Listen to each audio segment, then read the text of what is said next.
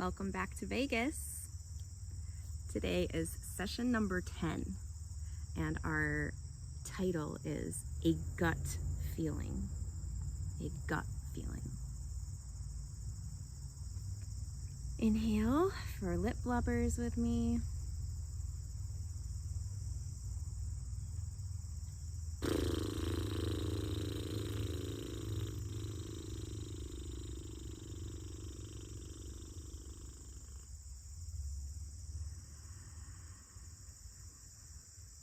Practice your diaphragmatic breath and your extended exhale with each lip blubber.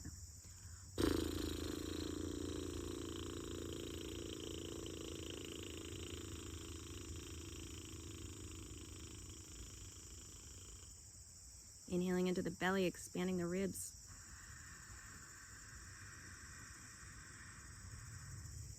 Long exhale.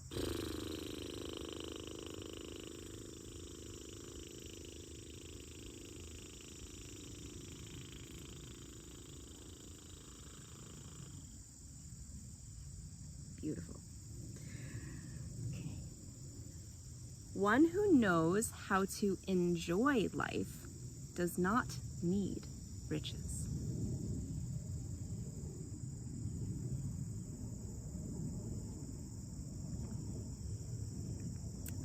All right, a gut feeling. So we're talking about the gut in relation to the vagus nerve today. We know that the vagus nerve is connected to the gut, right? And I'd like you to just pause for a moment, asking yourself, what does that mean? If the vagus nerve and the gut are connected to each other, relaying messages back and forth, what does that mean in your body?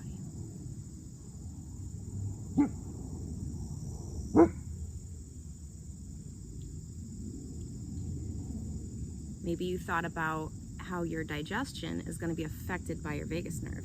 All the practices we are doing with our vagus nerve to tone it are helping our digestion.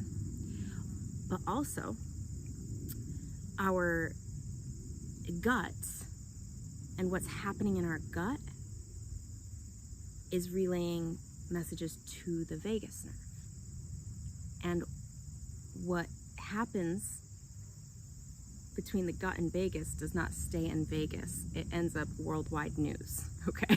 So it's important that what is happening in our gut is sending proper messages to our vagus nerve, and that we're giving our gut a healthy environment so that good messages are being sent to the vagus nerve. If there is inflammation in the gut, and that's mostly what we're going to talk about, if there's inflammation in the gut, then the signal to the vagus nerve is that there's stress. Now, a little inflammation, anytime we eat, there's some amount of inflammation that happens, but we're talking about chronic inflammation, right? So what are some foods that we can incorporate to ensure that we are reducing inflammation and helping our gut stay healthy, so that there's good communication happening? Good meaning we're happy, we're healthy, things are working, okay? So turmeric is coming up again. We talked about it for bitter taste, right? But turmeric is also very, very anti-inflammatory. You might also hear the word curcumin. That is a component of turmeric. So turmeric will be anti-inflammatory to your gut.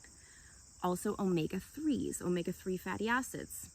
You can get this, people will say fish oil, right?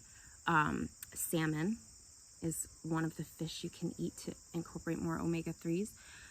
But omega-3 is in walnuts. And also one of my favorite sources is grass-fed milk. Now this is pasteurized and not ideal. Raw, local milk is best, but I do not currently have that option. But grass-fed milk has omega-3 naturally occurring because the cows are eating the grass, and it's the breakdown of that green that turns into the omega-3s. All right, we do not want to be buying oils like walnut oil is very likely spoiled. Lots of oils that are in the stores, you buy them and they are already oxidized from light and heat exposure. Okay, so the next category is prebiotics, probiotics, all these things that just help support the gut microbiome. And our gut microbiome is supported by foods like yogurt here, all right, yogurt, kimchi, sauerkraut. Kimchi is kind of like Japanese sauerkraut. And kombucha would be another one.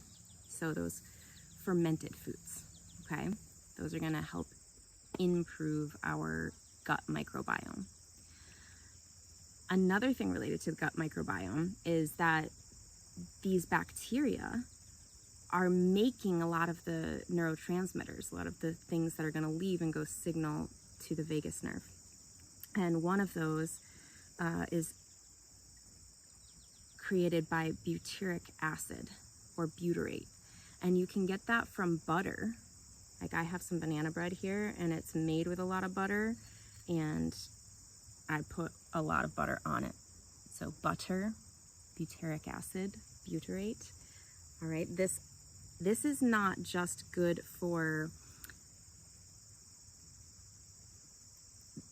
so it's made by your microbes in your gut naturally, but if you're not making enough of it, you could eat butter, is what I'm getting at. You could also have plant fibers like chicory, and this is going to be turned into butyrate by the microbes in your gut.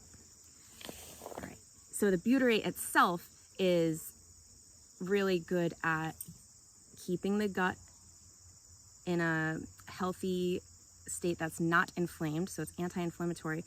But the other thing that it does is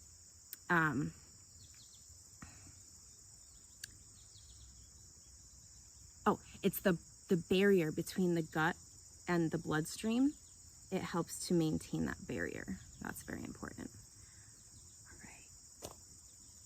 And then the next area is the building blocks that are supportive to our nervous system. So one of the main neurotransmitters that the vagus nerve uses is acetylcholine. And a source of choline is eggs or red meat, and there's others, but I love eggs for choline. Okay, there we go. So we've got anti-inflammatory foods like turmeric and sources of omega-3s that are not rancid. Butyrate, make butyrate with chicory root, eat butyrate by eating butter. Healthy microbes with fermented foods like yogurt, kefir, sauerkraut, kimchi, kombucha, and then choline, red meats, eggs. All right, now we're gonna put our hands on our belly and we'll just breathe together. And the question I'd like you to ask yourself, just be tuning into your gut feelings here, and ask, do my gut feelings feel clear or confused? Do my gut feelings feel clear or confused? So hands on the belly and just breathing with that question.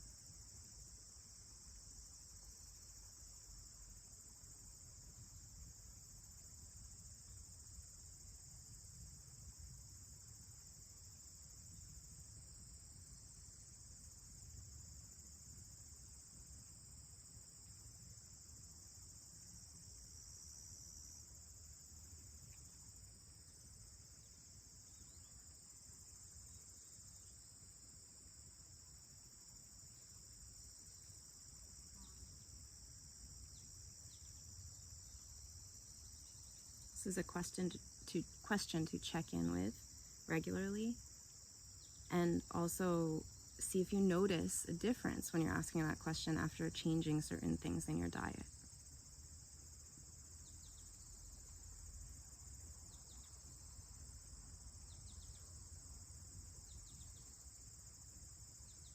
All right, we'll close with lip blubbers. Inhale.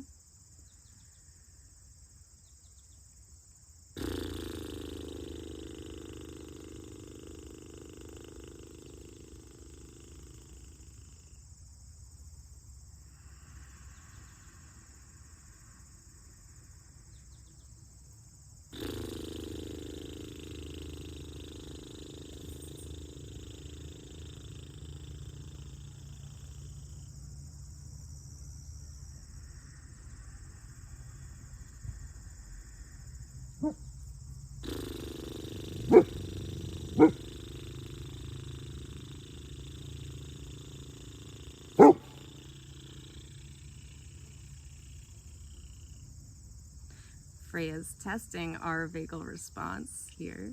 Can we move from parasympathetic to sympathetic? Ooh, alert, there's something going on. Remember, vagal tone is about being able to move back and forth.